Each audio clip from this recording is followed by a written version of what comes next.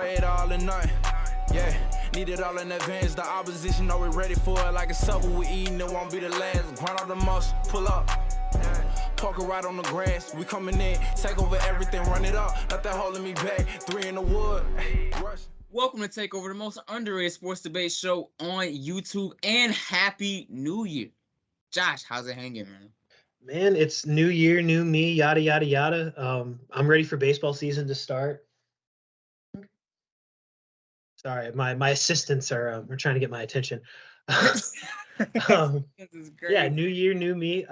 Baseball season can't come soon enough because the Atlanta Hawks are not good, and Georgia Tech is even worse. So I'm having to deal with that. But other than that, everything is good. Yeah, Deandra's not here today, but it only takes 2 to take over. So we're going to go ahead and put you right into the mix. We all saw it. We all saw the brutal hit. We all saw Damar Hamlin collapse. I believe it was Monday night. And it bears the question down with all the concussions, with how dangerous the sport of football is. Is the state of football in danger after everyone seeing this hit?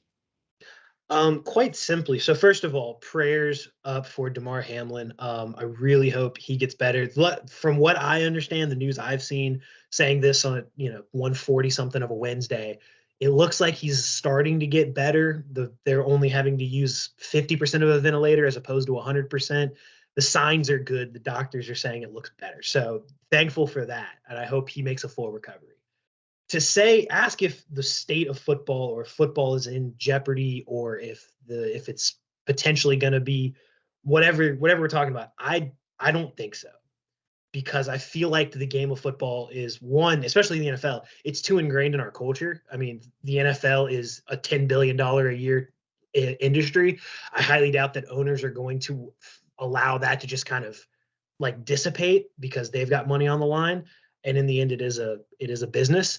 But the big reason is, I mean, as it is a sport, it is a violent sport, but we've known that it's a violent sport for years and years and years. I mean, even before all the stuff came out about CTE and head injuries, you just watch a game, you know that it's a violent sport, and athletes that play it are taking a risk when they step on the field. So while I think it's going to cause a conversation about player safety and potentially what caused this, because I have no idea what happened. I don't know if it was a combination of things. I don't know if it was just wrong place, wrong time. I don't know if there was an underlying condition from Damar that just no one found until, this caused it. And now they'll be able to find it. No idea. But I do know that it'll cause that conversation. We can talk about player safety once we know what happened and if there's a way to stop it. But I don't think it's going to stop the game of football. I think the game of football is still going to be there. But the simple fact of there's just so many people that are involved in it and kind of have some skin in that game. And it's not even the most violent sport that we have. If we're going to take football out, boxing and UFC need to be gone tomorrow, because you want to talk about life-threatening. There are more people have died in a boxing ring than have died on a football field. More people have died from that kind of sport or suffered career-threatening injuries and are now unable to walk, because it's a sport built around you have to beat the crap out of the other person before they beat the crap out of you.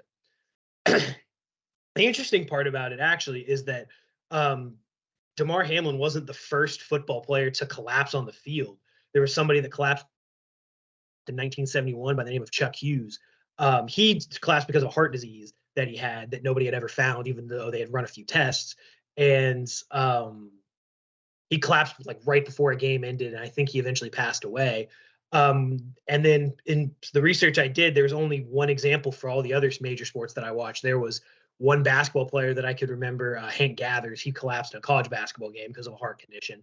And then Ray Chapman was the only one that I could really find who actually passed away from something that happened in the game that he was playing. He was a baseball player who got hit in the head with a pitch in the 20s or 30s and passed away from it. So I really think it's a 1 in a billion type thing. I don't think, considering that, football's been around since the 40s, and this is the first time we've really seen something like this happen. We've seen guys get hit and get hurt, and some people even get paralyzed. We've never seen someone have this reaction to it. I don't think the state of football is in that much of jeopardy.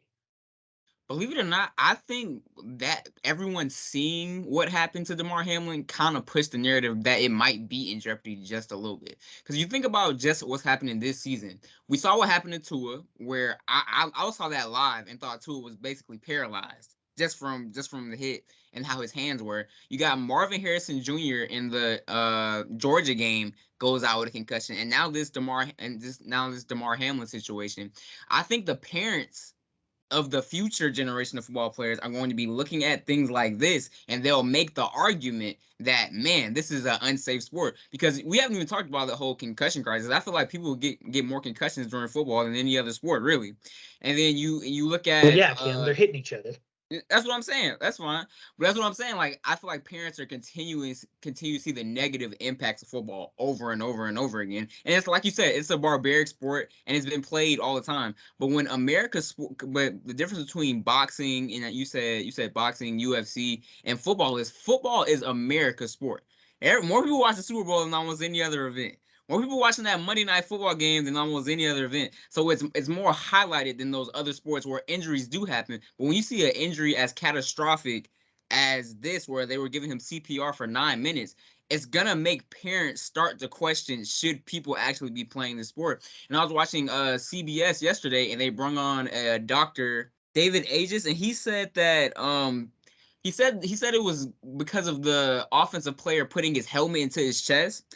And so if we're talking about safety precautions and how to fix that, there's really no fix for that in football. People are gonna have to get hit some type of way. There isn't, like, as far as safety precautions, I don't know how we can make this game any safer than it already is. I mean, it's already impossible to play defense at certain points in time, and the hits are being monitored at such a high level. Physicality has to happen in football for it to be football. So to make the game any safer, it wouldn't be football. So that's why I feel like a bit of the game is in jeopardy, because I'm pretty sure some type of rule is going to be put in place. There's going to be some type of impact after this. And it's just like, where do we go after that until the next problem happens?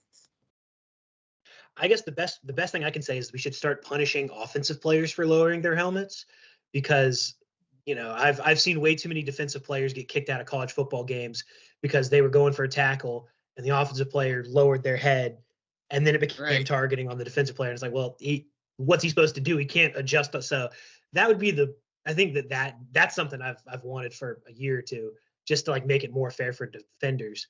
What you're talking about with kids, I mean, you can make an argument that there should be like an age limit to where you aren't allowed to play tackle football until you become a little bit more physically mature. Like 8-year-olds playing football has always seemed a little weird to me. But that's just me personally. I'm a marshmallow.